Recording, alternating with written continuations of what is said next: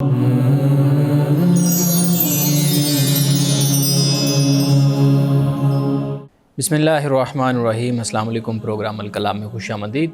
मैं हूं आपका होस्ट मोहम्मद शुएब रज़ा।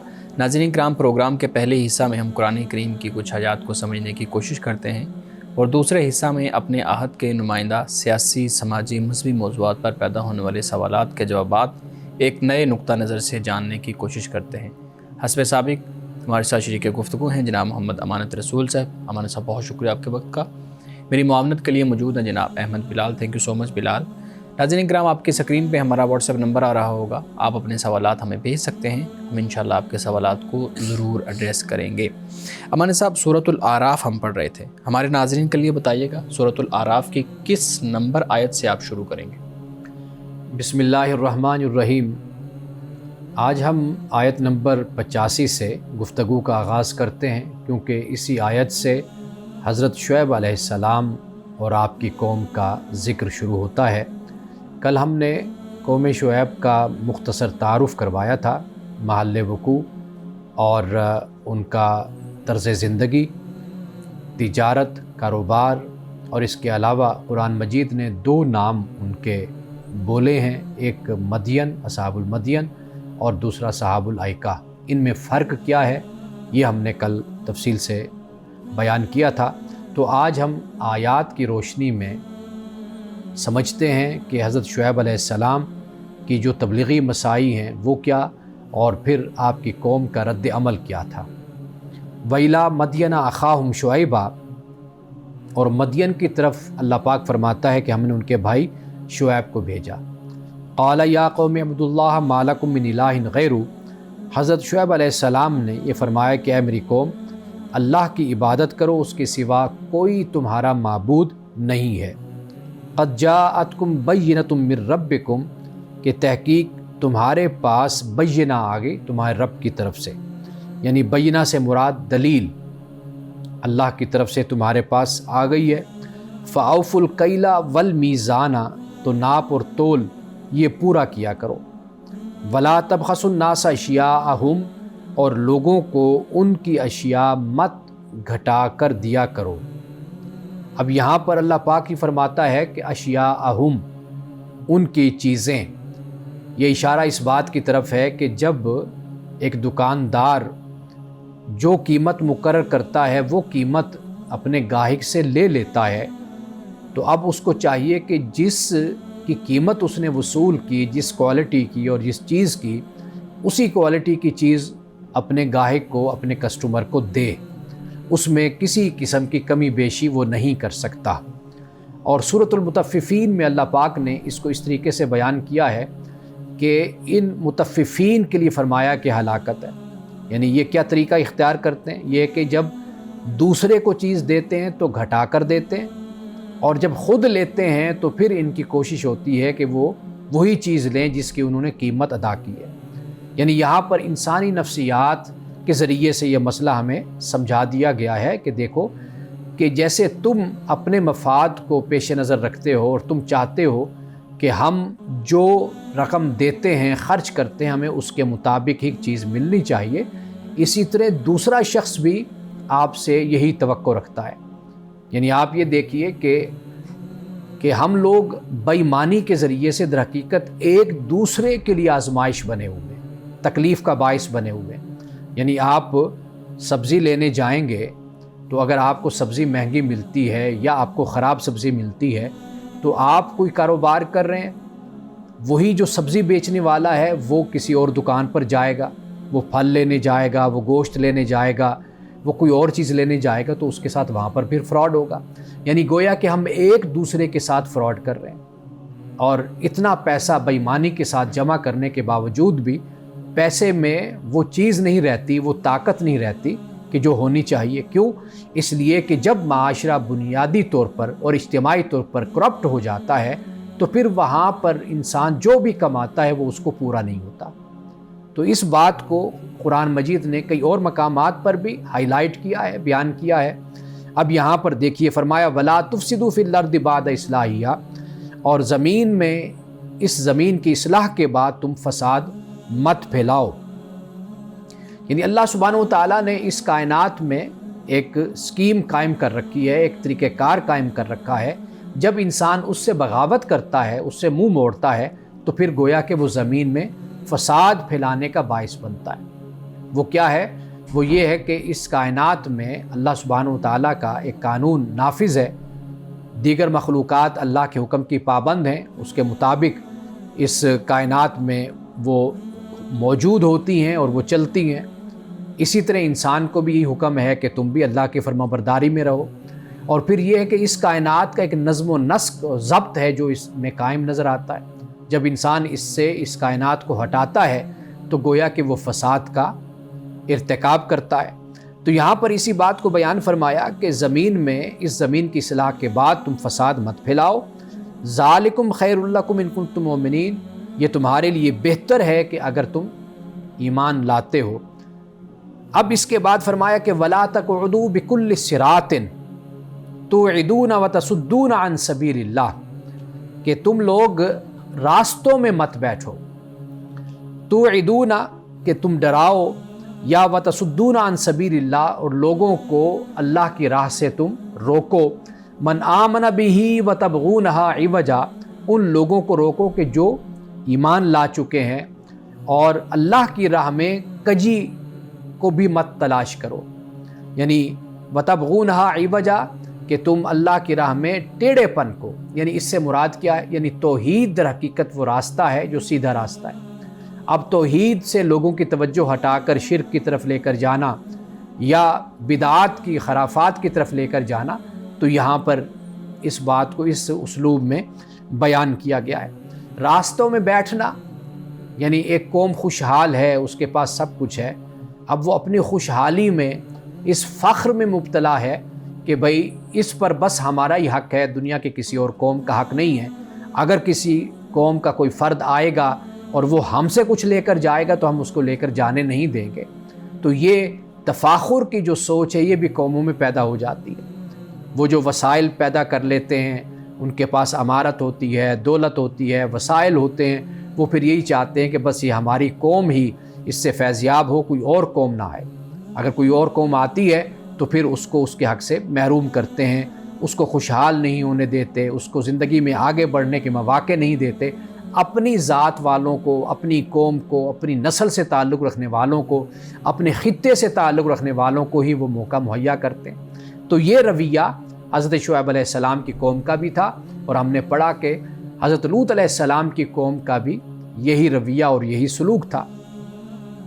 فرمایا وَاذْكُرُوا إِذْ كُنْتُمْ قَلِيلًا فَكَثَّرَكُمْ وَانظُرُوا كَيْفَ كَانَ عَاقِبَةُ الْمُفْسِدِينَ، اور یاد کرو جب کہ تم بہت تھوڑے تھے پھر تمہیں بڑھا دیا۔ یہ اللہ سبحانہ و تعالیٰ کی بہت بڑی نعمت ہے، اس کا احسان ہوتا ہے۔ یعنی ایک قوم ہے کہ جو بدحال ہے، تنگ دست ہے، زمین میں خزانے بھی موجود ہوتے ہیں، سب کچھ ہوتا ہے، لیکن وہاں تک پہنچ نہیں ہو سکتی۔ ایک وقت آتا ہے کہ پھر خوشحالی کا زمانہ اور دور شروع ہو جاتا ہے۔ اب یہ اللہ تعالیٰ کی عنایت، اس کی نعمت، اس کا احسان ہوتا ہے کہ وہ قوم کی جو تنگ دستی اور بدحالی کی زندگی گزار رہی ہوتی ہے، پھر اللہ تعالیٰ اس قوم کو خوشحال کر دیتا ہے۔ اور یہی معاملہ حضرت شعیب علیہ السلام کی قوم کا بھی تھا، جیسے ہم نے کل اس بات کو بیان کیا کہ یہ علاقہ نقطہ اتصال بن گیا، شام سے آنے والے، عرب سے آنے والے اور دیگر ممالک سے آنے والے لوگوں کے لیے وہ تجارت کا ہب بن گیا، تو جس کی وجہ سے یہ لوگ بھی فیضیاب ہوئے اور خوشحال ہو گئے۔ اب آخر میں ایک آیت بیان کرتے ہیں، اور پھر اس کے بعد انشاءاللہ کل ہم حضرت شعیب علیہ السلام ہی کے سلسلے کو ابھی جاری رکھیں گے۔ تو فرمایا کہ ان کانا طائفۃ منکم آمنوا بالذی ارسلت بہ وطائفۃ لم یؤمنوا فاصبروا حتی یحکم اللہ بیننا، اور اگر تم میں سے ایک گروہ اس پر ایمان لایا ہے جو دے کر میں بھیجا گیا ہوں، اور ایک گروہ ایمان نہیں لایا، تو پھر کیا ہے؟ انتظار کرو یہاں تک کہ اللہ ہمارے درمیان فیصلہ کر دے، اور وہ بہتر فیصلہ کرنے والا ہے۔ یعنی اسی طرح ہی ہوا، ایک گروہ وہ جو ایمان لانے والا ہے، ایک گروہ وہ جو ایمان لانے والا نہیں ہے۔ اب جو ایمان لانے والا نہیں ہے، پیغمبر کو یہ کہا گیا کہ آپ انتظار کیجئے اور یہ بھی انتظار کریں، یعنی انتظار سے مراد یہ کہ ان کو مہلت دے دی گئی ہے کہ آیا کہ یہ پلٹتے ہیں یا واپس نہیں آتے۔ اگر نہیں پلٹتے تو پھر جب مدت پوری ہو گئی اور انتظار ختم ہو گیا تو پھر اتمام حجت قائم کر دی گئی۔ پھر وہ قوم جو ایمان لانے والی ہے، پیغمبر کو حکم ہوا کہ اپنے ان متبعین اور فرمانبرداروں کو لے کر آپ اس بستی سے، اس شہر سے آپ نکل جائیے، اور جو پیچھے بچ گئے نافرمان اور سرکش، پھر ان پر خدا کی طرف سے عذاب اترا۔ ناظرین کرام، یہاں وقت ہوا چاہتا ہے ایک بریک کا، ہمارے ساتھ رہیے۔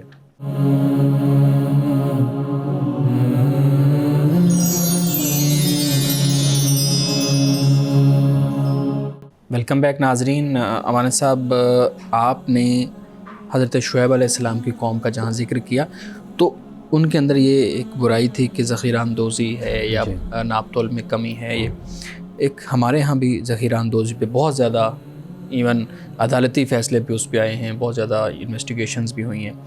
تو اس کو کیسے ہم سمجھ سکیں کہ ذخیرہ اندوزی ہے کیا؟ مثال کے طور پہ ایک شخص مال لے کے، یہ پینسل لے کے رکھ لیتا ہے، اور ہو سکتا ہے اس کو اس پینسل میں نقصان ہو سکتا ہے اس کو فائدہ ہو۔ اگر نقصان ہو رہا ہے تو پھر کسی کو کوئی مسئلہ نہیں ہے، لیکن اگر اس کو ذخیرہ اندوزی سے فائدہ ہو رہا ہے تو پھر ساری قوم کو، سارے لوگوں کو مسئلہ ہونا شروع ہو جاتا ہے۔ تو اگر نقصان میں نہیں بول رہے تو پھر فائدے میں بھی نہیں بولنا چاہیے، جتنا مرضی وہ فائدہ لے۔ دیکھیں، ذخیرہ اندوزی ایک بڑی مختلف چیز ہے۔ وہ یہ ہے کہ آپ دیکھتے ہیں کہ بھئی اس کی شارٹیج مستقبل میں ہونی ہے۔ مثال کے طور پر گندم ہے، آپ کو یہ بتا دیا جاتا ہے یا کاروباری لوگوں کو اس بات کا علم ہوتا ہے کہ اس کی کمی ہونی ہے، اس کی ضرورت ہے لوگوں کو، تو آپ پھر اس کو اس لیے رکھ لیتے ہیں کہ آج اگر اس کا ریٹ 100 روپیہ ہے تو کل جب اس کی مانگ ہوگی، جب اس کی شارٹیج ہوگی تو یہ 1000 روپے پہ چلا جائے گا۔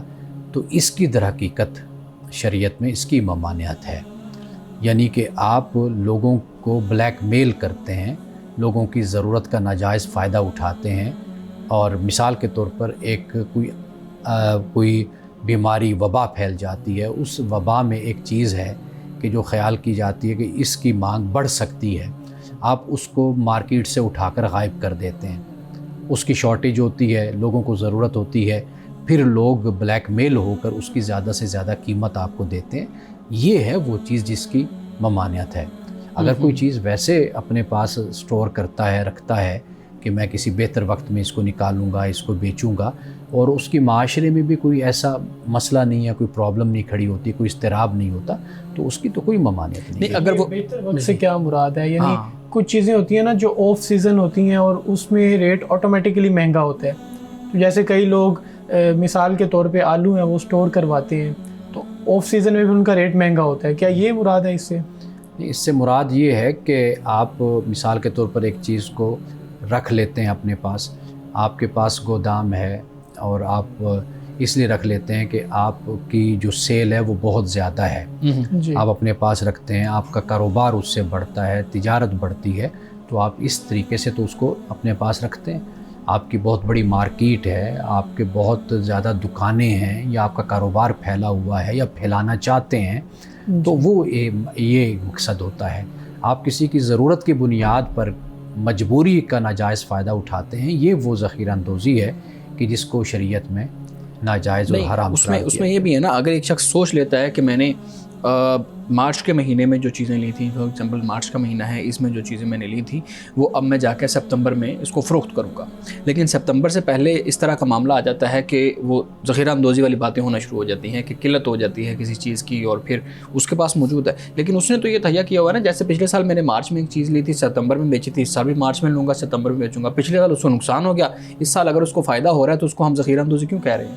یہ بات اصل یہ ہے کہ ایک شخص کے پاس وہ مال پڑا ہوا ہے، اس کی نیت یہ ہے، ہاں اس کی نیت یہ ہے کہ میں اب ایسا ہوتا ہے کہ ایک مال ہوتا ہے جو خام مال ہوتا ہے، کچا مال ہوتا ہے، وہ اس حالت میں نہیں ہوتا کہ بھئی اس کو مارکیٹ میں رکھا جائے، وہ کہتا ہے کہ یہ ابھی تیار ہو جائے گا 6 مہینے میں، سال میں، تو پھر میں اس کو مارکیٹ میں نکالوں گا۔ اب اس نے آخر اس کے لیے ایک جگہ کو خاص کیا، اس کے لیے کچھ اس نے بجلی کا استعمال ہوا، اس کے اخراجات ہوئے، سارے اپنے معاملات کو دیکھ کر پھر اس کو اچھے موسم میں اچھے وقت میں نکال دیتا ہے، تو اس پر کوئی اس کی پابندی نہیں ہے۔ لیکن جو آپ بات یہ کہہ رہے ہیں کہ بھئی آنے والے وقت میں اگر کوئی ایسی صورت بن جاتی ہے تو اب وبا بھی پھیل گئی، ادھر سے اس کے مال کو نکالنے کا وقت بھی آ گیا، اب وہ اس کو بجائے اس کے کہ وہ اس کو اس طریقے سے نکالے کہ جس میں بلیک میلنگ آتی ہے، اس کا طریقہ کار پھر یہی ہوتا ہے کہ اس وقت کے لحاظ سے جو مناسب قیمت بنتی ہے وہ اس بنیاد پر اس کو مارکیٹ میں لے آئے. یعنی مثال کے طور پر آپ دیکھیں نا کہ ایک انجیکشن ہے, اب وہ انجیکشن 100 روپے کا ہوتا ہے, لیکن جیسے کوئی مسئلہ کھڑا ہوا وہی انجیکشن 1000 روپے پر چلا گیا, 5000 پہ چلا گیا. یہ جو طریقہ کار ہے یہ ناجائز ہے, یہ غلط ہے. صحیح. لیکن عام طور پہ ریٹس تو اسی طرح سے طے ہو رہے ہوتے ہیں. اگر چیز کی ڈیمانڈ زیادہ ہے اور وہ مل نہیں رہی اتنی ڈیمانڈ میں, تو اس کا ریٹ آٹومیٹکلی بڑھ جائے گا. یہ تو یعنی ہم فکس کر ہی نہیں سکتے, تو طے اسی طرح سے ہوتے ہیں. میں نے جو بات آپ کے سامنے رکھی نا کہ جہاں پر کوئی اخلاقی خرابی آتی ہے, جہاں پہ کسی کا استحصال آتا ہے, بلیک میلنگ آتی ہے, کسی کے ساتھ ظلم آتا ہے, تو وہاں پر اس چیز کی ممانعت. ایک روٹین کی لائف میں مارکیٹ کا اوپر نیچے ہونا یہ بالکل مختلف چیز ہوتی ہے. صحیح. مثال کے طور پہ امان صاحب تھوڑا سا میں اس کو سمجھنا چاہ رہا ہوں, بلال صاحب آپ بھی میرے اس میں تائید کیجیے گا اگر کوئی بات ایسی ہوئی تو. پچھلے سال گندم کی وجہ سے لوگوں کو نقصان ہوا, بہت زیادہ نقصان ہوا, ریٹ نہیں ملا, لوگوں نے رکھی 6 ماہ رکھی گھر میں اور پھر اس کو خراب کر کے بیچ دیا. اس سال لوگوں نے گندم نہیں لگائی, اور اگر گندم کا قحط وہ پڑ جاتا ہے, اور اگر میں نے 10 ایکڑ گندم لگائی ہوئی اور میں اس کو 100 بوری رکھ لیتا ہوں, تو کیا یہ ذخیرہ اندوزی ہوگی یا نہیں ہوگی؟ کیونکہ پچھلے سال میرا نقصان اتنا ہوا, مجھے نہ گورنمنٹ نے سپورٹ کیا, نہ کسی ادارے نے سپورٹ کیا, نہ کسی اور نے سپورٹ کیا. اس سال اگر میں رکھتا ہوں تو مجھے گورنمنٹ کیوں پکڑے گی؟ اب معاملہ ہے خود اس انسان پر کہ اس نے اپنی چیز کے بارے میں کیا فیصلہ کرنا ہے. وہ خدا کو حاضر و ناظر جان کر, یہ سمجھ کر کہ بھئی میں اس سے کتنا منافع کما سکتا ہوں اور مجھے کمانا چاہیے, اور وہ اس بنیاد پر اس کا فیصلہ کرے گا, اس کو بیچے گا. باقی یہ ہے کہ جو حکومت اور ریاست کا کام ہے وہ بنیادی طور پر اس کی ذمہ داری یہی بنتی ہے کہ لوگوں کو مشکلات کا شکار نہ ہونے دے. یعنی ایک طرف دکاندار ہے اس کا معاملہ بھی گڑبڑ نہ ہو, دوسری طرف جو لوگ خریدنے والے ہیں جنہوں نے روٹی کھانی ہے, اپنا وقت گزارنا ہے, بچوں کا پیٹ پالنا ہے, وہ بھی کسی استحصال کا اور کسی ظلم کا شکار نہ ہو. آپ دیکھیے سیدنا فاروق اعظم رضی اللہ تعالیٰ عنہ کے زمانے میں کہ جب ایک شخص جو سا ہے وہ بازار میں ہی علیحدہ بیٹھ کر لوگوں کو فری دینا شروع کر دیا اس نے, تو آپ نے اس کو اٹھا دیا تھا وہاں سے. اس نے کہا دوسروں کے ریٹ کیوں خراب کرتے ہو, وہ بیٹھے ہوئے ہیں کمانے کے لیے, کچھ جوڑنے کے لیے, گھر لے کر جانے کے لیے, تم یہاں پر وہی چیز مفت بانٹے جا رہے ہو. تو مفت بانٹنے کا کوئی تصور نہیں ہوتا مارکیٹ میں. انسان جو بیٹھا ہوا ہے وہ اپنا کاروبار کرنے کے لیے بیٹھا ہوا ہے. بس وہ جو میں نے بنیادی باتیں آپ کے سامنے رکھی ہیں کہ ان کو پیش نظر رکھنا ضروری ہوتا ہے. صحیح. عثمان صاحب, نزول قرآن کے آج اب ختم قرآن چل رہے ہیں, رمضان کے آخری ایام ہیں, مختلف مساجد میں نماز تراویح میں ختم ہو رہا ہے قرآن کریم. اس پہ بھی ہم نے پہلے بات کی ہے کہ وہ ضروری ہے نہیں ضروری. یہ نزول قرآن, شب قدر میں قرآن کا نازل ہونا, اس کو کیسے سمجھ سکتے ہیں؟ یعنی قرآن 23 سال میں نازل ہوا, آخری دن شب قدر تھی جب وہ اس کی تکمیل ہوئی, یا جب اللہ رب العزت نے اس کو مکمل کیا, رسول اللہ صلی اللہ علیہ وسلم کے پاس پہلی وحی آئی, اس سے پہلے یہ شب قدر میں نازل ہو چکا تھا؟ اس کو کیسے سمجھا جا سکتا ہے؟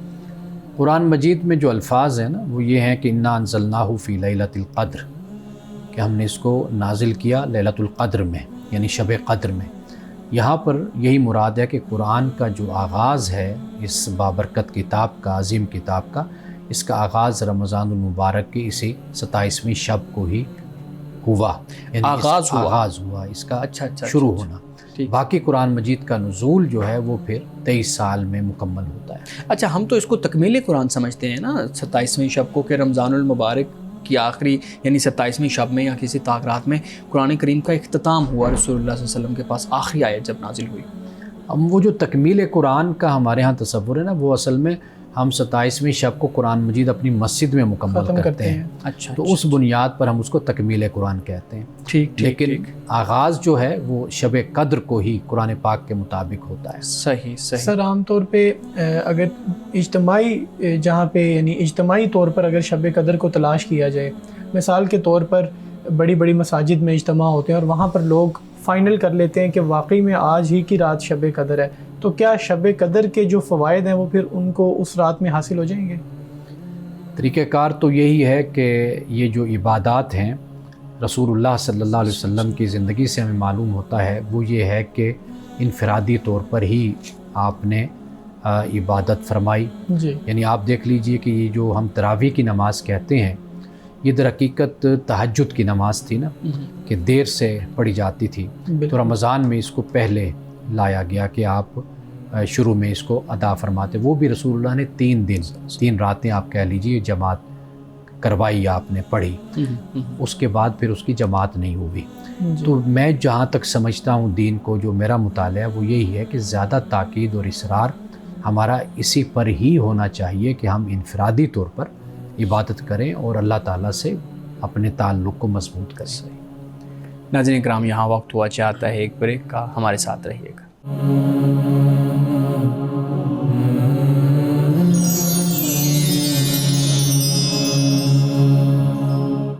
پروگرام میں ایک دفعہ پھر خوش آمدید. جی بلال، آپ سوال کرے تھے. سر پچھلے ہی سوال کا وہ جزء جو رہ گیا تھا، یہ بتائیے گا کہ شب قدر کو اگر 10 15 20 لوگ مل کر ڈیسائیڈ کر لیتے ہیں کہ یہ شب قدر ہے، اب جو اس کے ہمیں نشانیاں ملتی ہیں ان نشانیوں سے یہ ڈیسائیڈ کرتے ہیں، تو پھر جو شب قدر کے فوائد ہیں وہ کیا ان کو مل جائیں گے؟ جو عبادات کرنے سے فوائد ملتے ہیں باقی جو ذکر ہیں. دیکھیے، شب قدر جب ہے وہ تو تبھی ہوگی. 5 10 50 100 2000 10,000 لوگ بیٹھ کر ڈیسائیڈ کرنا چاہیں تو یہ ان کا معاملہ نہیں ہے. یہ اللہ تعالیٰ کا فیصلہ ہے کہ کون سی رات شب قدر، یعنی قدر کی رات کون سی ہے، لیلۃ القدر کون سی ہے، وہ اللہ سبحانہ و تعالیٰ بہتر جانتا ہے. ہمیں جس بات کا حکم ہے وہ یہ ہے کہ ہم عبادت کریں، اللہ تعالیٰ سے التجا کریں، ہم روئیں، دعا کریں اللہ تعالیٰ سے. یہ ہمیں اس بات کا حکم ہے. باقی یہ ہے کہ اگر کوئی شب قدر کو پاتا ہے یا وہی شب قدر ہوتی ہے جب انسان اللہ سے مانگ رہا ہے، تو وہ اللہ اس کو ضرور اپنی رحمتوں سے اور اپنی نعمتوں سے اس کو نوازتا ہے. وہ اس کے ہاں تنگ دلی نہیں ہے، تنگی نہیں ہے، اس کے ہاں وسعت ہی وسعت ہے. وہ لوگوں کو جتنا چاہے وہ نوازے. صحیح. مولانا صاحب، ہمارے ناظرین کے سوالات بھی ہیں، بڑے انٹرسٹنگ سوالات ہمیں آج کل آ رہے ہیں، تو میں آپ کے سامنے رکھتا ہوں. پوچھتے ہیں جی، میں شادی شدہ ہوں اور میری پہلی جو بیوی ہے انہوں نے مجھے اجازت دے دیا کہ میں دوسری شادی کر سکوں، لیکن میری والدہ نہیں مان رہی، تو اب کیا میں والدہ کی نافرمانی کر کے دوسری شادی کر سکتا ہوں؟ دیکھیے، والدین کے ساتھ حسن سلوک سے پیش آنے کی ہمیں تلقین ہے. اطاعت جو ہے وہ غیر مشروط اطاعت وہ اللہ اور اس کے رسول کی ہے. یا ایھا الذین آمنوا اطیعوا اللہ واطیعوا الرسول. تو یہاں پر اللہ تعالیٰ نے اطیعوا اللہ واطیعوا الرسول فرمایا، اللہ اور رسول کی اطاعت کرو ایمان والو. ٹھیک ہے نا جی. تو لہٰذا غیر مشروط اطاعت اللہ اور اس کے رسول کی ہے. جہاں تک والدین کا معاملہ ہے، ان کے ساتھ حسن سلوک کا رویہ اختیار کرنا چاہیے، محبت پیار کا اختیار کرنا چاہیے. اگر ایک انسان یہ سمجھتا ہے، ایک مرد، کہ بھئی میں شادی کرنا چاہتا ہوں، میرے اپنے وجوہات ہیں، کچھ اسباب ہیں، کچھ ریزنز ہیں، جس بنیاد پر وہ یہ قدم اٹھاتا ہے اور وہ عدل اور انصاف کے تقاضوں کو بھی پورا کر رہا ہے، تو اس کو پھر پورا حق ہے کہ وہ اس پر عمل کر سکتا ہے. باقی والدہ کی جو فرما برداری یا حسن سلوک ہے وہ معاملہ ان کے ساتھ رکھیں. سر میں نے دیکھا ہے عام طور پہ مسجدوں میں جب طاق رات ہوتی ہے تو نوجوان آتے ہیں مساجد میں، لیکن وہ ساری رات یا تو باتیں کرتے ہیں یا پھر ویسے ان کو بیٹھنا اچھا لگتا ہے تو ساری رات اپنی مسجد میں گزار دیتے ہیں. تو مساجد میں اس طرح عبادت نہ کرنا بلکہ ویسے ہی بیٹھے رہنا، یا پھر اس میں آپ شامل کر لیں کہ باتیں بھی کرتے رہنا، تو کیا یہ بھی ان کے ثواب میں اضافے کا باعث بنے گا یا کمی کا باعث بنے گا؟ دیکھیے، بہترین طریقہ وہی ہے کہ جو سنت سے ہمیں معلوم ہوتا ہے. تہجد ہے، قرآن کی تلاوت ہے، قیام ہے، یہ سارا کچھ بہترین طریقہ یہ ہے. اگر وہ بیٹھے ہوئے ویسے ایسی گفتگو کر رہے ہیں جو دین سے ہی متعلق ہے یا دین سے متعلق نہیں ہے، ویسے بات کر رہے ہیں لیکن وہ خلاف شرع خلاف دین نہیں ہے، تو اللہ تعالیٰ ضرور ان کو ان کی گفتگو ان کے کام کے مطابق ضرور اجر عطا فرمائے گا. تو یہ تو ابھی آپ کا نقطہ نظر ہے نا، لیکن عام طور پہ میں نے یہ دیکھا ہے، آبزرو کیا ہے کہ مساجد میں اس طرح کے جو لوگ آتے ہیں ان کے ساتھ باقاعدہ طور پہ غصے سے پیش آیا جاتا ہے. جو مساجد کے بزرگ ہیں وہ ان کو بعض اوقات بھگا دیتے ہیں وہاں سے کہ تم لوگ نکلو یہاں سے، حالانکہ ان کی وجہ سے کوئی دوسرے لوگ اس طرح سے ڈسٹرب نہیں ہو رہے ہوتے. تو لوگوں کا پھر رویہ کس طرح سے بدلا جائے کہ وہ اگر کوئی مسجد میں بیٹھ کے ایسا کوئی کام کرتا ہے، کوئی بات کرتا ہے، تو اسے کرنے دینی چاہیے. ہمارے یہاں بعض لوگوں کو بڑا تقوی کا حیضہ بھی ہوتا ہے جی، تو وہ تدین جسے کہتے ہیں، متدین ہونے کا وہ زیادہ کچھ اس کا اظہار بھی کرتے ہیں. اصل معاملہ یہ ہے کہ وہ خدا کا گھر ہے. بالکل. بس کوئی غیر اخلاقی حرکت، کوئی ایسا کام، کوئی ایسی گفتگو نہیں ہونی چاہیے کہ جو اس کے تقدس کے خلاف ہو. باقی نوجوان آئیں، بیٹھیں اور بیٹھ کر جو گفتگو کرتے ہیں وہ ضرور کریں. تو اس لیے کسی کو یہ حق نہیں پہنچتا کہ وہ کسی کو اٹھائے مسجد سے نکالے الا یہ کہ جو میں نے وجہ بیان کی ہے کہ اگر وہ وجہ نہ ہو تو۔ سر عام طور پہ اب یہ دیکھا جاتا ہے کہ خواتین کے لیے مساجد الگ بعض اوقات جگہوں پہ ہوتی ہیں اور اب لڑکیاں بھی اعتکاف بیٹھتی ہیں، خاص طور پہ جو یونیورسٹی میں مساجد ہوتی ہیں، ہاسٹلز ہوتے ہیں، تو پھر خواتین کے لیے لڑکیوں کے لیے الگ حصہ ہوتا ہے، تو وہاں پہ اگر لڑکی کوئی اعتکاف بیٹھنا چاہے اپنے ہاسٹل روم میں بیٹھنے کی بجائے، تو کیا اس کے لیے درست ہے یہ؟ دیکھیے مساجد میں بہت سی مساجد ہیں جہاں پر عورتوں کے لیے بھی اعتکاف کا انتظام ہوتا ہے، تو وہ وہاں پر اعتکاف کر سکتی ہیں، بیٹھ سکتی ہیں، کوئی اس کی ممانعت نہیں ہے۔ لیکن گھر اس لیے کہا جاتا ہے کیونکہ عورت کی توجہ کا مرکز گھر ہوتا ہے اور عورت کی ضرورت بھی گھر میں ہوتی ہے، یعنی مثال کے طور پر بچوں کو ہے، شوہر کو ہے، اور بہن بھائی ہوتے ہیں، ان کو کوئی گھر کے معاملات چل رہے ہوتے ہیں، ماں ہے، بیٹی ہے، بہن ہے، بڑی ہے، تو اس لیے وہ گھر میں اس کی ضرورت محسوس کی جاتی ہے، اس لیے کہا جاتا ہے کہ جہاں پہ نماز پڑھتے ہیں گھر میں، وہاں پر خاتون اعتکاف بیٹھ سکتی ہے۔ اگر کوئی ایسی بوڑھی خاتون ہے مثال کے طور پر جس کا آپ کو گھر میں ایسا کوئی کردار، کوئی ذمہ داری نہیں ہوتی، اگر وہ مسجد میں جو جگہ خاص کی جاتی ہے خواتین کے لیے، اگر وہاں کوئی بیٹھتی ہے، بیٹھنا چاہتی ہے، تو وہ بیٹھ سکتی ہے۔ سر 3 دنوں کا جو اعتکاف ہے، کیا یہ بھی اسی طرح سے انسان کو جو ثواب ہے وہ ملتا ہے جس طرح 10 دنوں کے اعتکاف میں ملتا ہے؟ یعنی وہ دن تو زیادہ ہیں لیکن جو برکت یعنی 1 دن کی ہے وہ 3 دنوں میں بھی وہی ملے گی یا اس کا ثواب الگ ہے؟ رسول اللہ صلی اللہ علیہ وسلم کی سنت وہ آخری عشرہ ہے، پورے 10 دن یہ سنت ہے، یعنی آپ کے طریقہ یہی تھا۔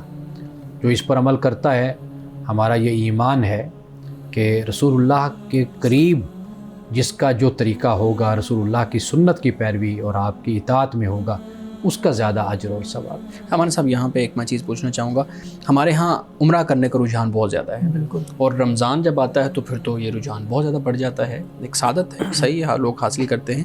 لیکن ہم دیکھتے ہیں کہ اساتذہ، آئمہ مساجد ہیں، خطباء ہیں، باقی زندگی کے مختلف شعبوں سے تعلق رکھنے والے لوگ ہیں، جیسے ہم میڈیا کی فیلڈ سے بھی دیکھ لیں تو لوگ ہوتے ہیں، جاتے ہیں، اب وہ اپنی جاب سے اپنی ذمہ داری کو ختم کر کے یعنی اس کو چھوڑ کے چلے جاتے ہیں، اور ہر سال کئی لوگوں کا یہ رجحان ہوتا ہے۔ تو کیا یہ رجحان ٹھیک ہے کہ آپ ہر سال اپنی ذمہ داری کو جو آپ کے اوپر ہے اس کو چھوڑ کے عمرہ کرنے چلے جائیں؟ دیکھیے اگر ذمہ داری کو وہ مینیج کر لیتے ہیں، یعنی اس طریقے سے کہ سال میں ان کی جو چھٹیاں بنتی ہیں وہ کہتے ہیں ہم چھٹیاں نہیں کرتے، ہم یہ چھٹیاں عمرے میں گزار لیں گے، حج میں گزار لیں گے، تو اس میں تو کوئی حرج نہیں ہے۔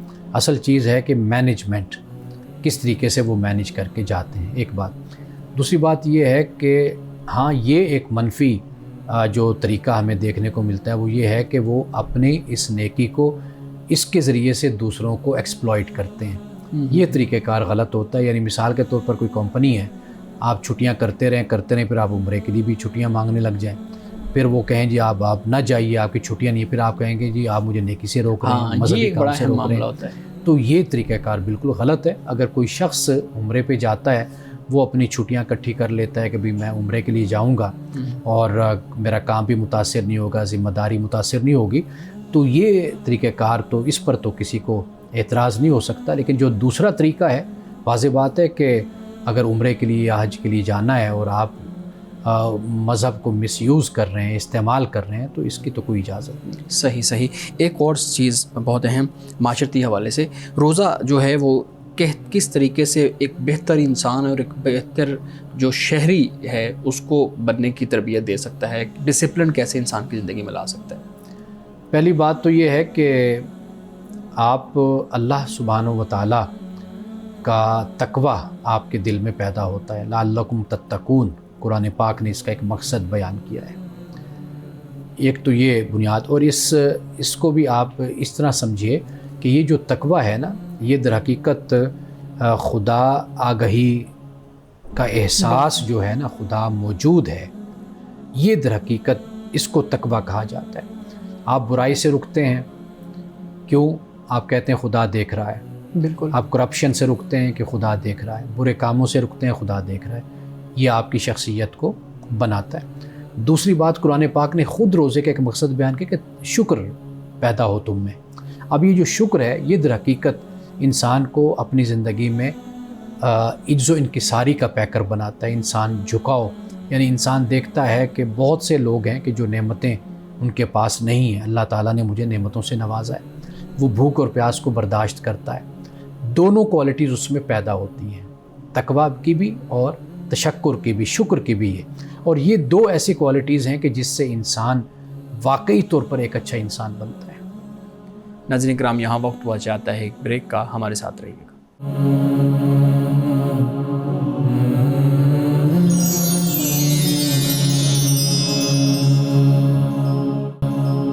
پروگرام میں ایک دفعہ پھر خوش آمدید. امان صاحب, صدقہ فطر کے حوالے سے کچھ سوالات ہیں, آپ بتائیے گا صدقہ فطر ہے کیا, یہ ادا کرنا ضروری کیوں ہے اور اس کی مقدار کیا ہے؟ دیکھیے, اس میں جو بنیادی بات ہے نا وہ یہ ہے کہ اللہ سبحانہ و تعالیٰ کسی بھی انسان کو, مسلمان کو خاص طور پر, کسی بھی سطح پر معاشرے سے بالکل بے پرواہ نہیں ہونے دیتا. یعنی آپ جس لیول کے ہیں آپ اسی لیول پر, اسی سطح پہ ذمہ دار ہیں کہ آپ نے اپنے معاشرے کا خیال رکھنا ہے. یعنی آپ لوگ زکوٰۃ دیتے ہیں, جو صاحب نصاب ہیں ان پر زکوٰۃ ہوتی ہے. اب اس سے نچلے درجے پر آ جائیں کہ بے شک ان پر زکوٰۃ تو فرض نہیں ہوتی, لیکن کم از کم ایسا ہے کہ وہ اپنے گھر میں اچھا کھاتے پیتے ہیں, گزارا کرتے ہیں اور معمول کی زندگی گزارتے ہیں, تو ان کو بھی صدقہ فطر دینا ہے, ان پر بھی لازم ہے. یعنی یہ بڑی فلسفی ہے اگر ہم اس پر غور کریں نا, کہ کسی نہ کسی سطح پر آپ بھی ذمہ دار ہیں, میں بھی ذمہ دار ہوں, یہ بھی ذمہ دار ہیں. کوئی یہ نہیں کہہ سکتا کہ جی میں تو بالکل ہی ذمہ دار نہیں بنتا.